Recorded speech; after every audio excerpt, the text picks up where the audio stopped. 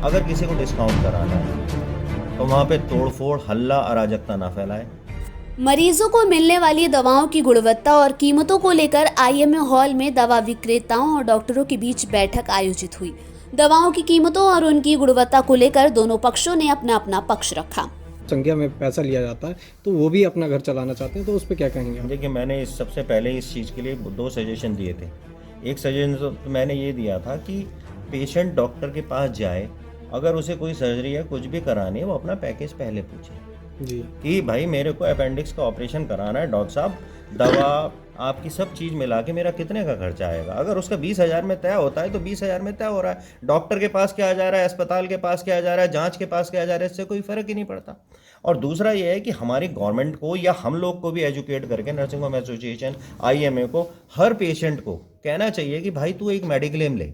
मैंने आपको बोला मेरठ में अगर वो 1 लाख की भी मेडिक्लेम लेता है तो उसका आराम से काम हो जाएगा, क्योंकि ज़्यादातर 1 लाख से ऊपर के बिल मीडियम लेवल के अस्पतालों में नहीं बनते। और अगर कोई 5 लाख की भी लेता है तो वो तो किसी भी अस्पताल में इलाज करा सकता है। तो इसमें ऐसा नहीं है। और एक और बात है, जो मेडिकल स्टोर हॉस्पिटल के अंदर भी हैं, आप ये ना सोचें कि वो सारे के सारे ओन्ड बाय डॉक्टर्स ही हैं। वो किसी को दिए हैं, दे रखे हैं और वो लोग चला रहे हैं उसको। वो हमारे केमिस्ट एसोसिएशन के या ड्रग एसोसिएशन के मेंबर्स ही हैं। तो और ये चीज़ से आप बेफिक्र रहिए, हम तब भी हर पेशेंट को डिस्काउंट करते हैं, हमारे मेंबर्स हर पेशेंट को डिस्काउंट करते हैं। और हमारे आईएमए है, नर्सिंग होम एसोसिएशन है, इस चीज़ को बहुत स्ट्रांगली हम लोग बोलते हैं कि अगर किसी को डिस्काउंट कराना है तो वहाँ पे तोड़फोड़, हल्ला, अराजकता ना फैलाए।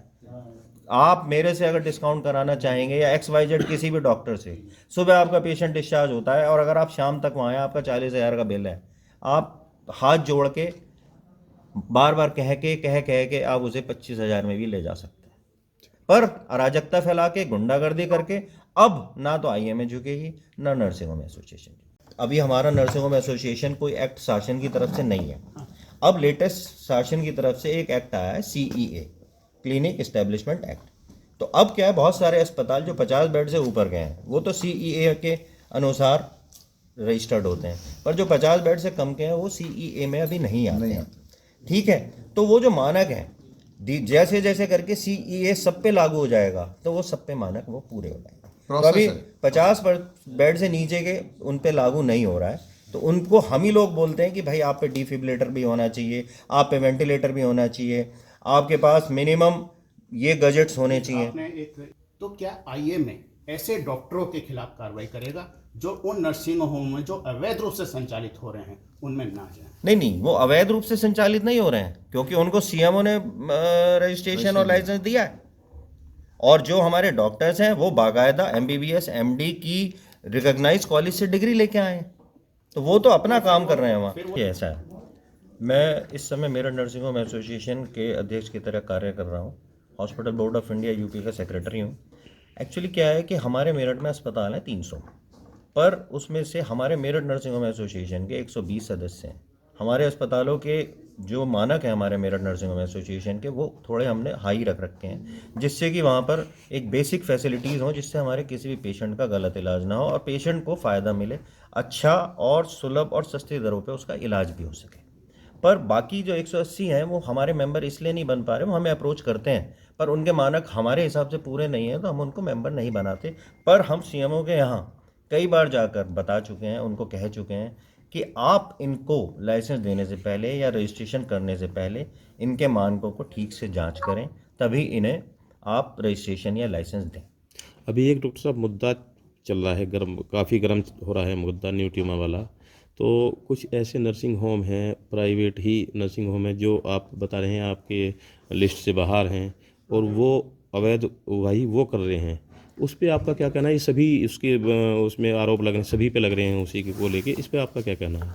देखिए, ऐसा है, जो हमारे नर्सिंग होम एसोसिएशन के मेंबर नहीं हैं, मेरी भी जानकारी में है कई अस्पताल जो कि इस तरह करते हैं कि उनका एक दिन का बिल इस तरीके का बन जाता है, पर उन अस्पतालों को, ज़्यादातर अस्पतालों को हमारे इंडियन मेडिकल एसोसिएशन के डॉक्टर्स या MBBS या MD डॉक्टर्स नहीं चला रहे हैं। नहीं, उनके खिलाफ आप क्या करना चाह रहे हैं? कोई ऐसा कोई अभियान है जो आप डॉक्टर खेलेंगे? नर्सिंग होम एसोसिएशन या IMA के पास कोई एडमिनिस्ट्रेटिव पावर तो है नहीं। कि हम उन्हें कहें, हम सीएमओ को कई बार अप्रोच कर चुके हैं, हमने कहा है कि आप उनके मानकों की जानकारी करें, उनके मानकों को परखें, और अगर उनमें से कोई आपको कुछ बेसिक मानक भी नहीं मिल रहे हैं तो आप उनको लाइसेंस ना दें या उनके लाइसेंस निरस्त करें। तो क्यों दिए जा रहे हैं सभी को बदनाम करा रहे हैं वो? ये तो देखिए बहुत सारी चीज़ें ऐसी हैं जो आप भी जानते हैं अंदर से हैं। आप इलेक्ट्रॉनिक मीडिया, प्रिंट मीडिया को मेरे को लगता है मेरे से ज़्यादा मालूम होगा कि उनको कैसे दिए जा रहे हैं रजिस्ट्रेशन। ये जो प्रेस वार्ता है ये एक ऐसी मीटिंग है जिनका आग्रह ड्रग एसोसिएशन की तरफ से भी था और हमारी भी इच्छा थी कि हम लोग ड्रग एसोसिएशन के पदाधिकारियों से मिलें और बात करें। तो एक तरीके से समन्वय वार्ता है और एक दूसरे के विचार जानने के लिए ये वार्ता का आज आयोजन किया। अच्छा, गोपाल जी ने कुछ आरोप लगाए हैं कि कुछ डॉक्टर ऐसी दवाइयाँ लिखते हैं जो उन्हीं के मेडिकल स्टोर पे मिलती है और उसके अलावा कहीं मिलती है। इस पे आपका क्या कहना है? कि इस विषय पे पहले भी डिस्कशन है और अभी भी है। ये समस्या एक बड़ी ब्रॉड समस्या है और हमने इनसे भी इनका सुझाव मांगा है कि कई बार ऐसा होता है कि आजकल इतनी सारी कंपनीज और इतने सारे सॉल्ट्स हैं और उनके इतने सारे ट्रेड नेम्स हैं, और अगर प्रैक्टिकली देखा जाए तो एक मेडिकल स्टोर वाले के लिए भी बड़ी मुश्किल है कि यदि वो सभी प्रकार के सॉल्ट्स या सभी प्रकार के ट्रेड नेम्स रखें तो शायद उसको 5 या 6 दुकान चाहिए होंगी उसको हर प्रकार के ट्रेड नेम, हर प्रकार के सॉल्ट रखने के लिए। तो ये सबसे बड़ा जो प्रॉब्लम का विषय है वो यही हो रहा है। लिहाजा कुछ डॉक्टर्स ने अपने यहाँ भी रखा है मेडिकल स्टोर, लेकिन ये जो सॉल्यूशन है उसकी पॉसिबिलिटी तभी हो पाएगी यदि हर मेडिसिन का अगर एक ड्रग कंट्रोल प्राइस हो जाएगी MRP, और हर जो सॉल्ट होगा वो 4 या 5 ही कंपनी बना पाएंगी और डॉक्टर फिर उसको लिखने के लिए विवश होगा, क्योंकि अगर ड्रग कंट्रोल उसका प्राइस कंट्रोल होगा तो वो 4 या 5 कंपनी ही उस सॉल्ट को अपने यहाँ मैन्युफैक्चर कर पाएंगे। ये डिस्कशन ऑलरेडी हम लोगों ने सेंट्रल गवर्नमेंट से किया है और इस बात पे वो गंभीरता से विचार कर रहे हैं कि अगर MRP पे कंट्रोल हो गया तो ये सारी समस्याएं स्वयं ही दूर हो जाएंगी, क्योंकि फिर वो एक सॉल्ट की 5 कंपनी की दवाई आएंगी, वो सभी जगह अवेलेबल होगी तो सबको लेने में बहुत ईजी होगा। और ये सबसे बड़ा जो मुख्य कारण जो हमने लोगों से पूछा वो यही था अपने डॉक्टर से कि वो सॉल्ट बाहर नहीं मिलता है।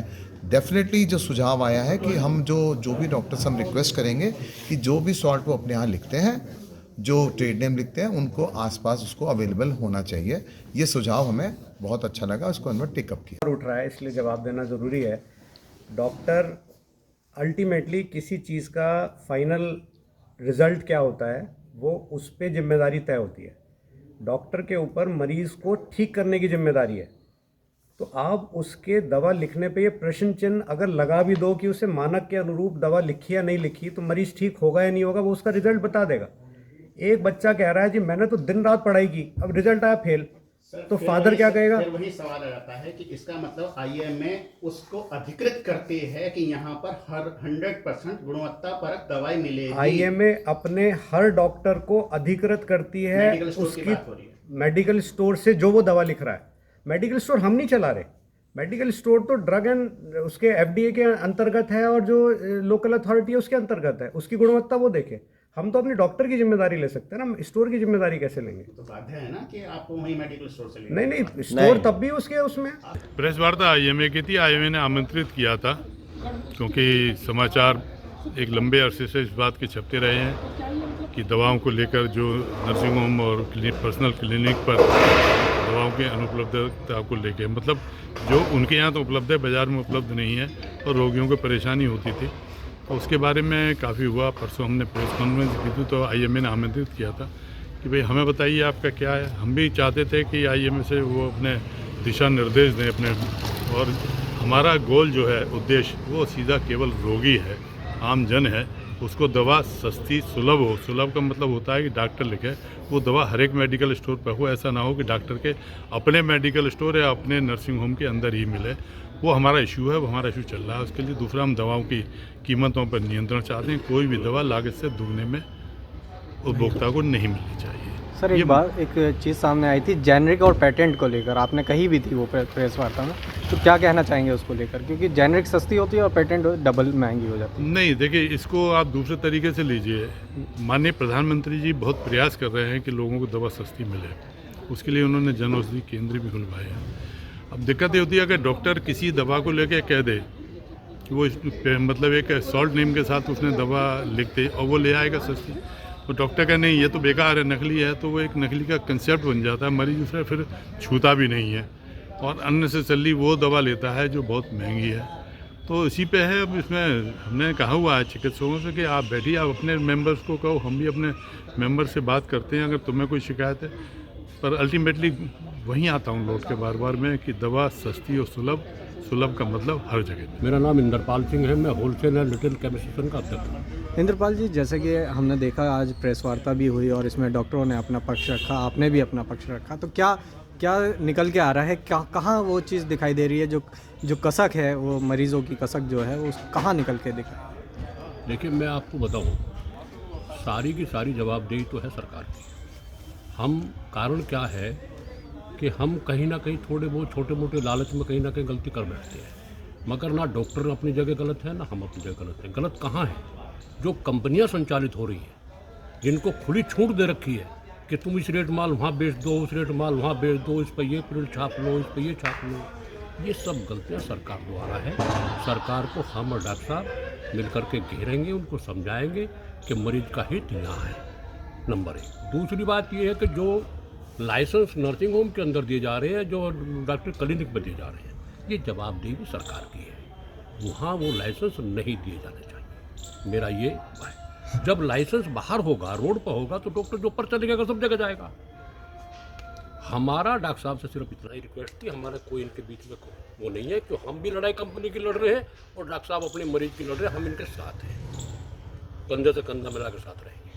हमारा ये कहना है कि जो दवाई लिखी जाए वो सब जगह उपलब्ध हो। हम उन कंपनियों को कामयाब नहीं होने देंगे जो प्रलोभन लेकर के एक जगह कैद कर रही हैं कंपनियां, उनको हम नहीं चलने देंगे। हमारी लड़ाई जारी रहेगी और हम IMA के साथ हैं। नहीं, डॉक्टर पर अगर किसी पे एक जांच आएगी तो 5000 केमिस्ट में पूरा मेरिट रद्द कर देंगे, समझे जी।